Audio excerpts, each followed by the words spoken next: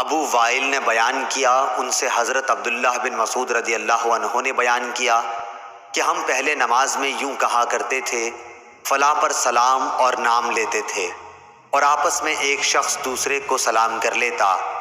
نبی کریم صلی اللہ علیہ وسلم نے سن کر فرمایا، اس طرح کہا کرو۔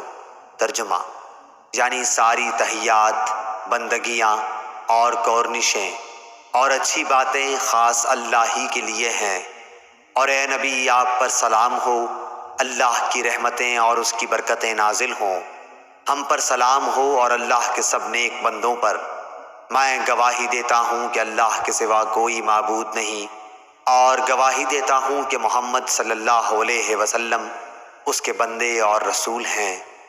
اگر تم نے یہ پڑھ لیا تو گویا اللہ کے ان تمام صالح بندوں پر سلام پہنچا دیا جو آسمان اور زمین میں ہیں۔ صحیح بخاری حدیث نمبر 1202۔